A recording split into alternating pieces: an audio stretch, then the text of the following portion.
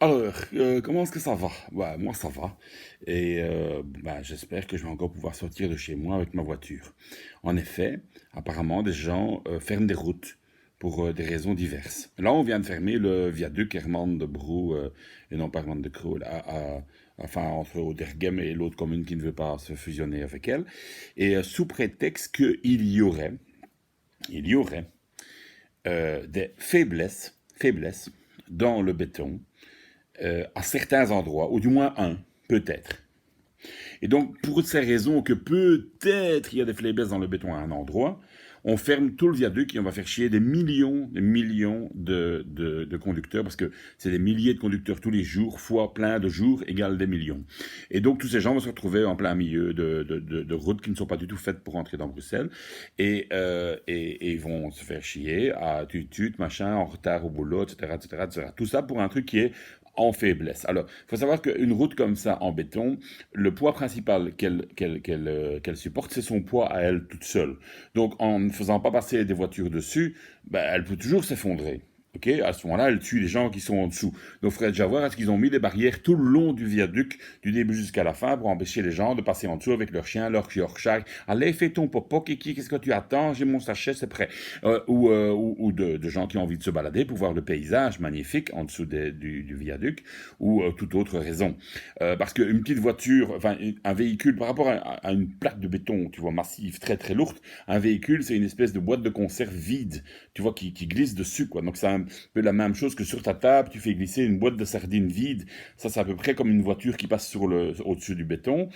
Ça n'a pas beaucoup de puissance, tu vois. Ou alors, je suis d'accord, éventuellement, on peut dire, ok, les camions. Donc, on interdit les camions, tout ce qui est trop lourd, quoi. Tu vois, donc moi, ma voiture, je dis d'accord, tu vois, interdit aux voitures de gros cul. Donc, personne de plus de 200 kilos ne peut pas passer ici avec la voiture. Après, bon, tu me diras que deux par an à l'avant avec quatre mioches derrière ou le baraquine Marcinelle avec ses 37 enfants, ça c'est lourd aussi par rapport à moi. Mais enfin, je veux bien me sacrifier. Moi, je veux bien ne pas prendre le viaduc Herman de Brousse si on le laisse aux autres. Parce que finalement, où est le danger? Le danger, le béton se fragilise, il y a un truc qui fait crack. Bon, juste au moment où ça fait crack, la voiture qui est devant, elle arrive quand même à passer, hein, parce qu'elle est quand même dans son élan. Celle qui est dessus, elle tombe. Bon, la hauteur, c'est quoi? Je sais pas moi, 6 mètres, 10 mètres maximum. Donc la voiture, elle glisse sur un béton, elle va tout droit, elle fait boum dans le fond, elle va pas prendre feu quand même, je pense pas. Les airbags vont se mettre en route. Allez, je veux bien que le premier qui tombe éventuellement meure, à la limite le deuxième. Ça fait quand même que deux personnes, deux humains sur les 7 milliards et demi qui est sur la Terre, c'était pas une perte énorme. Ça tombe, ça sera peut-être aussi un contrôleur des impôts, ou je ne sais pas moi, un type qui est responsable pour la télé-redevance, ou quelqu'un qu'on n'aime pas, je ne sais pas moi, un mime, tu vois, un imitateur du siècle passé, enfin un truc comme ça. Ou alors ce sera un des employés d'RTL qui ne devra pas être viré, par exemple, tu vois, parce que ça va plus ou moins dans la direction d'RTL, ce machin Herman de Brou. Donc si ça tombe, tu vois, le mec qui va tomber, ça, bon ben voilà, c'est un C4 de moins, je ne sais pas moi. Mais bon, est-ce qu'on ne ferait pas un sondage chez les gens en disant, voilà, messieurs, mesdames, les millions de gens qui prenaient le viaduc tous les jours, est-ce que vous êtes d'accord de prendre le risque d'être le un ou 2 sur un million qui va tomber dans le trou potentiel que le béton potentiellement faible pourrait casser juste au moment où tu passes ce jour-là, machin?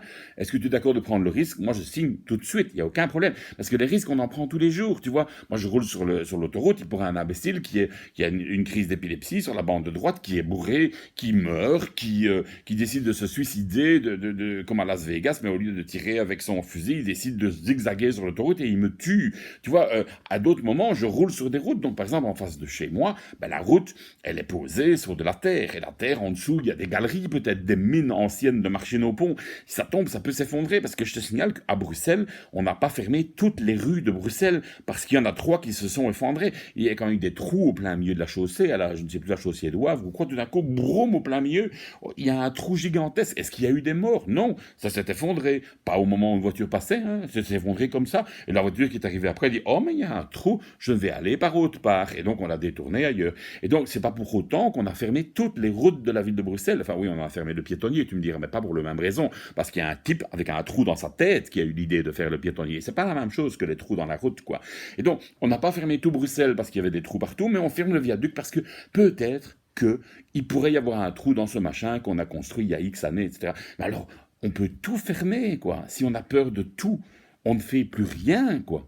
Donc arrêtez de faire des conneries pareilles, quoi. Vérifiez le béton, à la limite, mettez quelques bazars en dessous, tu sais, des grands poteaux étançonnés, je ne sais pas, mettre un grand bac à sable. Ou alors, vous savez, quand vous mettez des châteaux gonflables en dessous, comme ça, si le truc se casse, la voiture tombe sur un château gonflable. Et alors, vous mettez une friterie à côté, comme ça, le mec, il a eu chaud, mais il peut aller se désaltérer en buvant une Jupiler pleine de sucre et un sachet de frites, quoi. Voilà. Sauf, évidemment, s'il travaillait chez RTL, alors il n'a aucune chance d'en réchapper. C'est foutu pour lui, quoi. Voilà. Sinon, on se revoit à Pâques. Allez, à bientôt, hein.